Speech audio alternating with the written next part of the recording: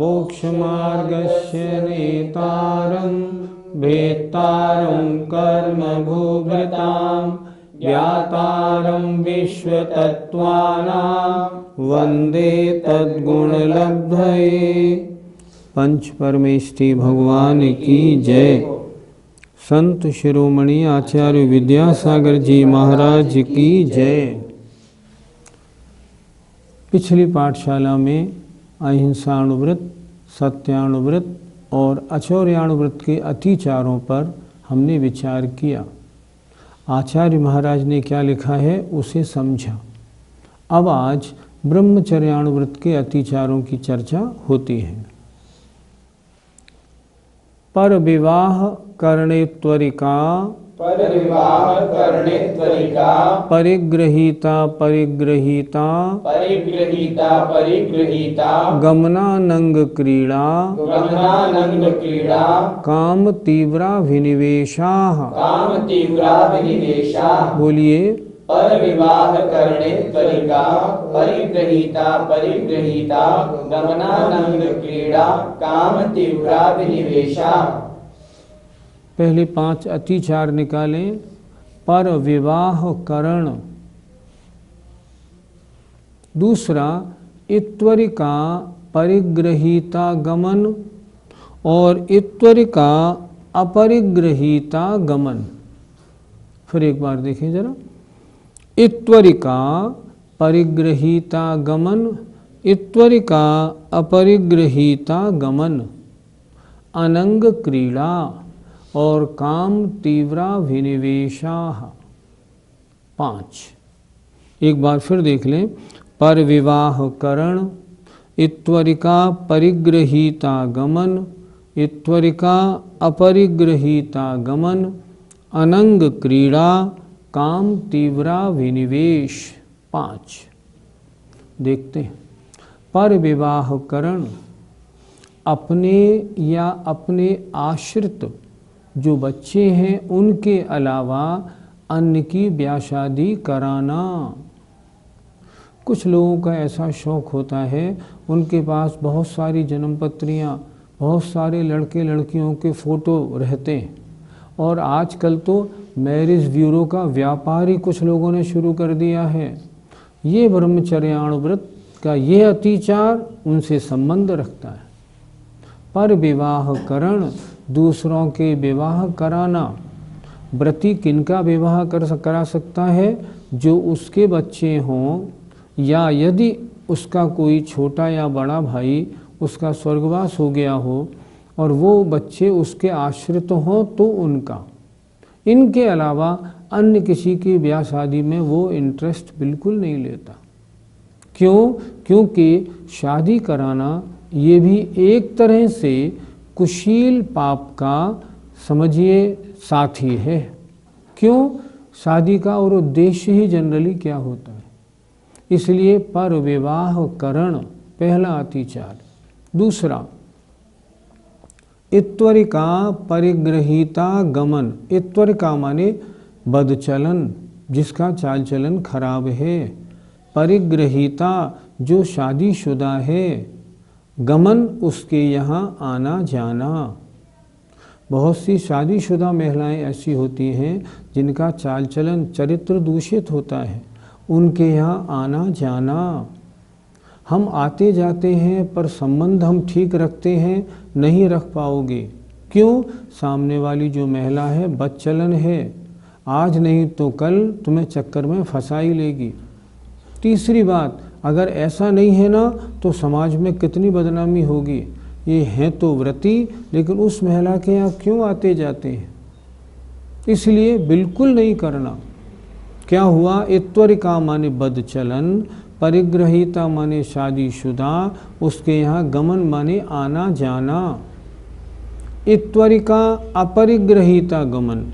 इत्वरिका माने बदचलन, अपरिग्रहीता माने जिसका पति ना हो, विधवा हो, कुंवारी हो, तलाकशुदा हो, ऐसी महिलाओं के यहाँ आना जाना। इत्वरिका अपरिग्रहीता गमन, जिसका पति नहीं है, ऐसी बदचलन महिलाओं के यहाँ आना जाना। अनंग क्रीड़ा, काम सेवन के अंगों के अलावा अन्य अंगों से काम सेवन करना। काम तीव्राभिनिवेश, काम सेवन की तीव्र अभिलाषा रखना। काम सेवन की तीव्र अभिलाषा से तात्पर्य उम्र हो गई है 50-55 वर्ष की, फिर भी आजीवन ब्रह्मचर्य नहीं लेना, ये भी तो दोष है। 50-55 वर्ष हो गए, अब तो आजीवन ब्रह्मचर्य लेना ही लेना चाहिए। दूसरी बात, अष्टमी चतुर्दशी आदि के दिनों में भी काम सेवन करना, काम तीव्राभिनिवेश। तीसरी बात, अन्य और पर्व के दिनों में 10 लक्षण, 16 कारण या अष्टानिका आदि के दिनों में, या तीर्थ क्षेत्रों पर यात्रा करने गए हैं उस समय भी संयम से ना रहना, इसे कहते हैं काम तीव्राभिनिवेश। इससे बचना चाहिए। होना ये चाहिए शादी से पहले ही बच्चों को नियम दिला दे कि जीवन पर्यंत अष्टमी चतुर्दशी, अष्टानिका और 10 लक्षण पर्व में हम संयम से रहेंगे, ताकि वो उसका पालन कर लें। ऐसा करने से ब्रह्मचर्य व्रत मतलब ब्रह्मचर्याण व्रत का बहुत अच्छी तरह पालन होता है। फिर देखें एक बार, पर विवाह करण, दूसरों के शादी कराना। मैंने श्रावकाचार पढ़े, उनमें कितनी सुंदर बात लिखी है।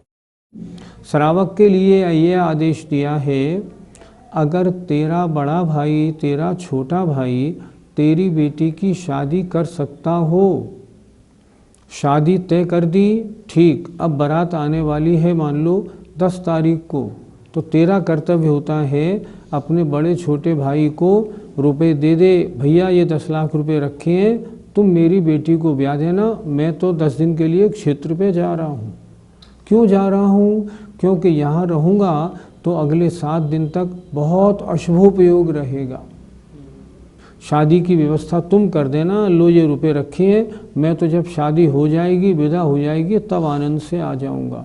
ये लिखा है श्रावकाचारों में कि व्रती तो अपनी बेटी की शादी के उस दंड फंद से, उस अशुभोपयोग से बचने की भी निरंतर वांछा रखता है।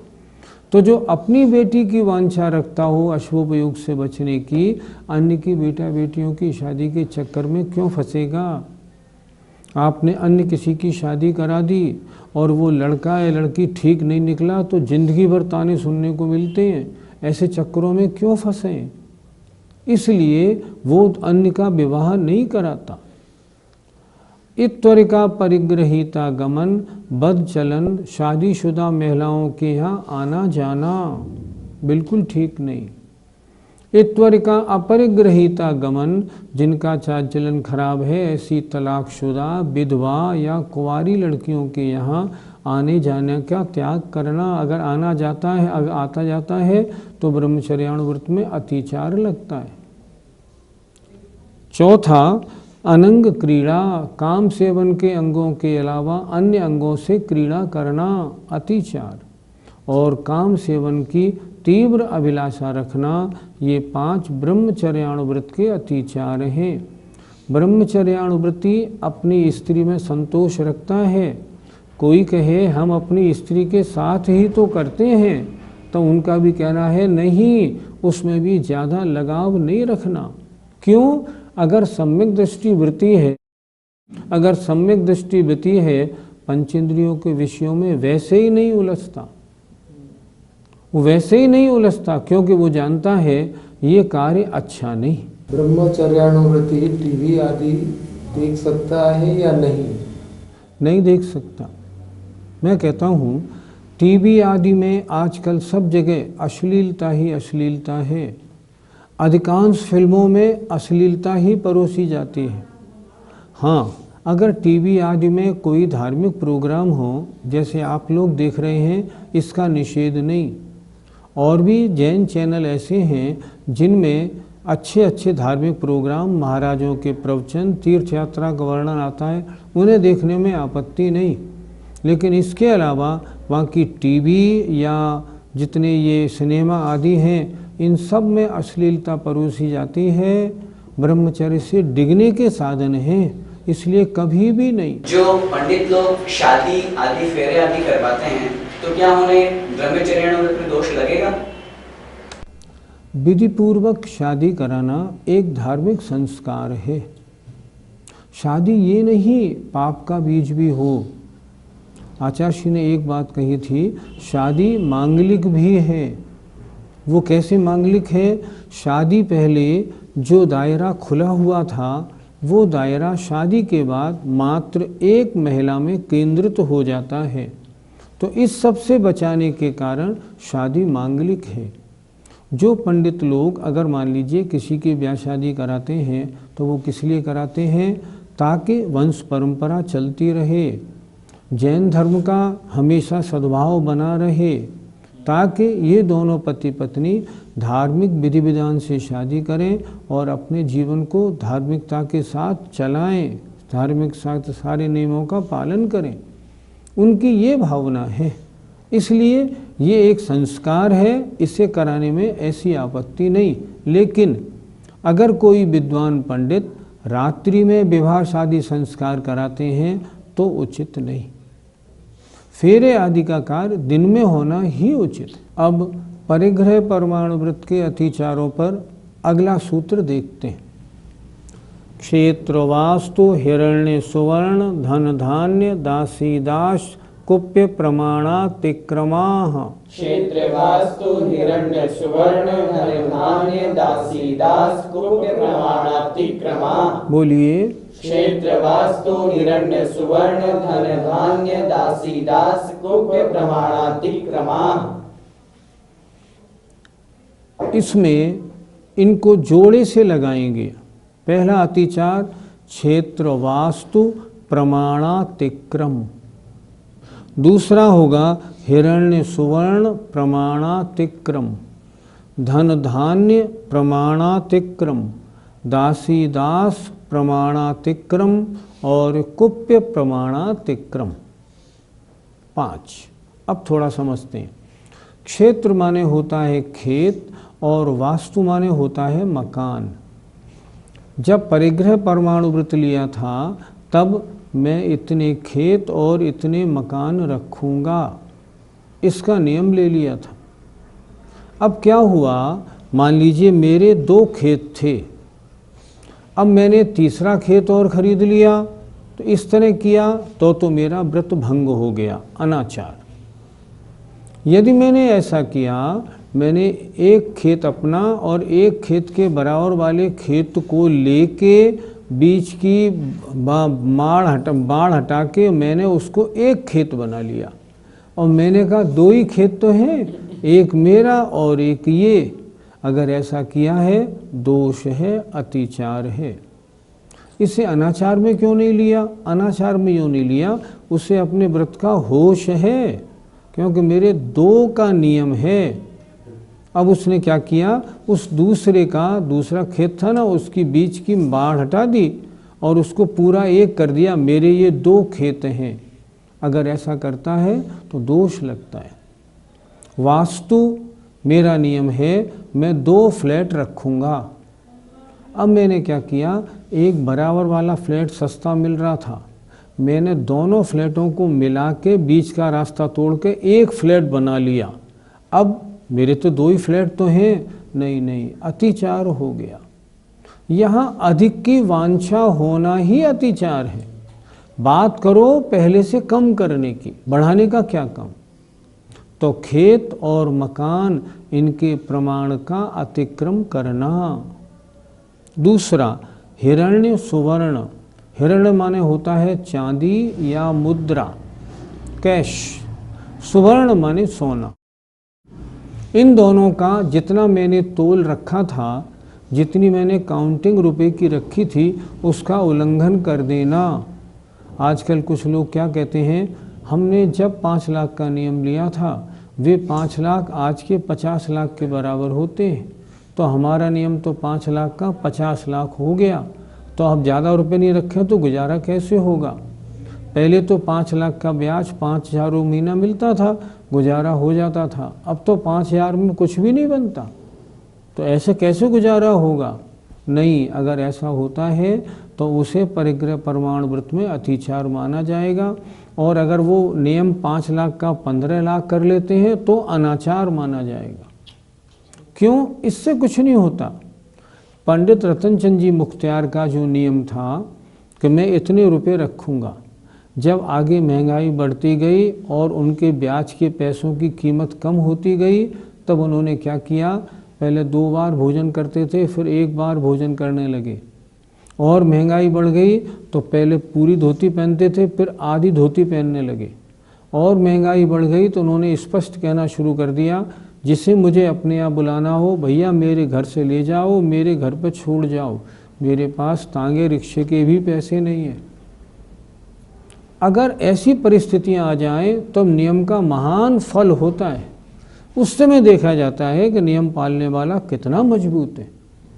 महंगाई से कुछ फर्क नहीं पड़ता, हम अपनी इच्छाओं को और कम करें और कम करें और कम करें। मुझे एक बड़ी अच्छी बात याद आती है। आचार्य श्री के पास एक सज्जन बैठे हुए थे, बड़े दुखी थे, प्रतिमाधारी थे। उन्होंने आचार्य श्री से निवेदन किया, महाराज मैंने 5 लाख रुपए का नियम लिया था। अब 5 लाख रुपए जिस बैंक में जमा कराए थे वो बैंक डूब गई। अब मैं क्या करूं? दोबारा नौकरी करूं, व्यापार करूं, क्या करूं? अब मैं उस लायक नहीं हूं, मेरा सारा जीवन तो खराब हो गया, अब मुझे क्या करना? आचार्य श्री बड़े प्रसन्न हुए और बोले, कुछ नहीं, इतना और करो, ये तो कपड़े पहने हो ना, इनको और उतार दो और मेरे पास आके बैठ जाओ। ये तो बड़ी खुशी की बात है। जो परिग्रह नहीं छूट रहा था ना, वो छूट गया तो सारा काम हो गया। ऐसे विचार रखने हैं ना। क्या पंक्ति लिखी है, उन्हीं जैसी चर्या में यह चित्त सदा अनुरक्त रहे। उन्हीं जैसी कैसी? दिगंबर साधु जैसी चर्या में। मुझे तो साधु बनना है। संपत्ति नष्ट हो गई, चलो मैं छोड़ता हूँ। तो क्या हुआ? हिरण्य माने चांदी और रुपया, और सुवर्ण माने सोना। इनका जो प्रमाण रखा था, चाहे कितनी महंगाई आ जाए मैं उससे हटूंगा नहीं। अगला चलते हैं, धन धान्य। धन माने गाय भैंस आदि, धान्य माने अनाज आदि। मान लो पहले गाय रखते, 2 गाय 2 भैंस रखने का नियम था। अब भैंस मिलनी बंद हो गई तो हम 4 गाय रख लें? नहीं, 4 गाय नहीं रख सकते। 2 गाय 2 भैंस का नियम है तो नियम तो वो ही रखना पड़ेगा, नियम चेंज नहीं होगा। नहीं है तो मत रखो, नियम तो ऐसे रहता है। दासी दास, मैं इतनी नौकरानी और इतने नौकर रखूँगा। अब नौकरानियाँ मिलना बंद हो गई तो मैं नौकर बढ़ा लूँ? नहीं, नौकर नहीं बढ़ेंगे। वो तो जो नियम आपने लिया है नियम वो ही रहेगा। कुप्य माने कपड़े, और इनके साथ में अगर हम लगाएं भांड माने तो बर्तन या मसाले आदि। इन सब का जो नियम ले लिया है वो ही नियम यावत जीवन पालन करना होगा। परिग्रह प्रमाण व्रत के जो नियम लिए जाते हैं ना, वे सारे जीवन के लिए लिए जाते हैं, परिस्थितियों के अनुसार बदलते नहीं। परिस्थितियों के अनुसार हमें बदलना पड़ता है, और हम जितने जितने बदलेंगे ना उतना उतना पुण्यबंध विशेष होगा।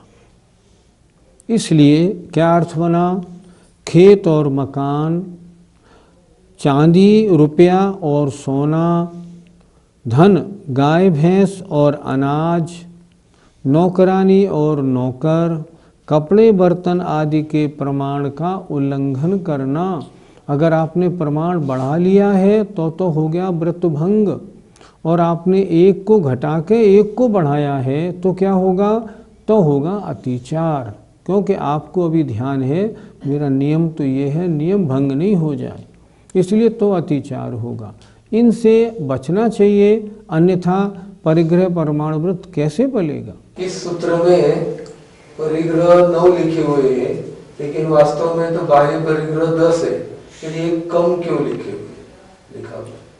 कम क्यों लिखे इसकी बात हमें ज्ञात नहीं, क्योंकि जो आचार्य परंपरा चली आ रही है, जैसे सर्वार्थ सिद्धि, राजवार्तिक, श्लोक वार्तिक आदि, इन सब में कुप्य प्रमाणातिक्रमा ही लिखा है।